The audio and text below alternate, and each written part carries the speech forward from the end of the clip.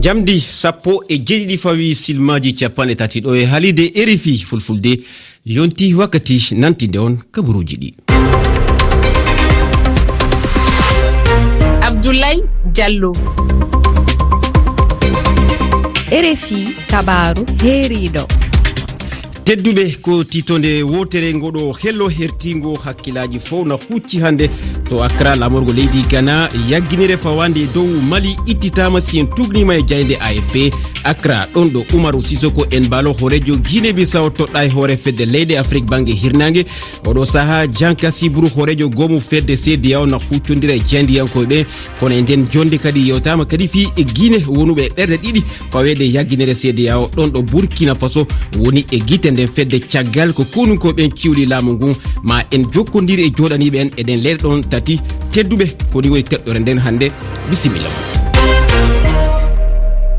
tedduɓe heɗiyankoɓe RFI fulfulde no mbinomi on noon e gardiɗi kabaruji ɗi hande hakkilaji kala ena hucci toon to Accra ɗon ɗo hooreɓe leyɗe Afrique bangue hirnangue woni e rentude pellite mawɗe ƴettama ko wayno ittutude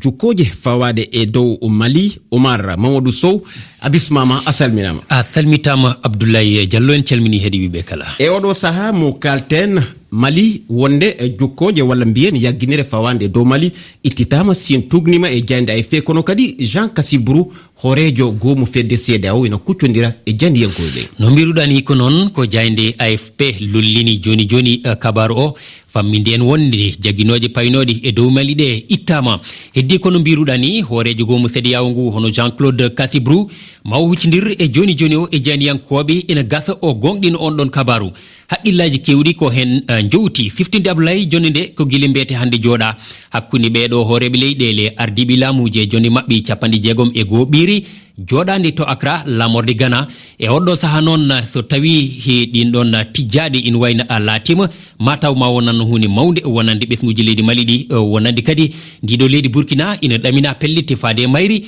kono kadi e leydi Guinée ɗum noon ko hande tigui ɗeɗo pellite kala ɓama tawi ko e yesso kadi omo ganduɗa ko Nana Akufo-Addo horejo leydi Ghana kono kay gardiɗo dental ngal ɗon ngal ganduɗa woni CEDEAO kabaru goɗɗo mo ɓeydeten hen Abdoulaye ko hollidde wonde Oumar Sisoko e mbalo a haali ɗum e gardini ndi horejo Guinée Bissau ko kanko toɗɗa gam ardade nguɗo goomu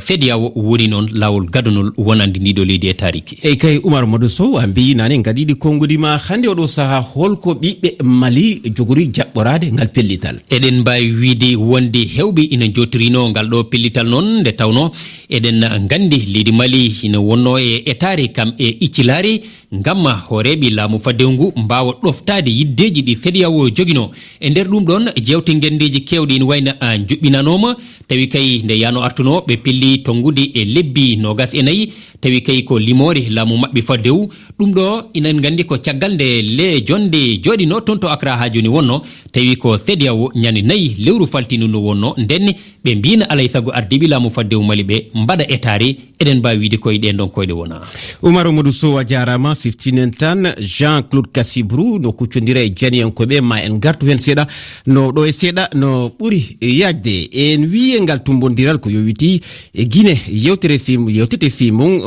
hewɓe no sikki nde leydi fawete yagginere caggal ko laamu ngun ciwla hiɗen ka ɓoggol e nultodiraɗo men Mamadou Diongasi Ba. Mamadou Diongasi a salminama. On salminama Ablaye awa Mamadou Diongasi Ba ko en faami to Guinée ɗon hino ayni fota gila ɓiɓɓe leydi ndin ha e lamɓe ɓen sifani en no woniri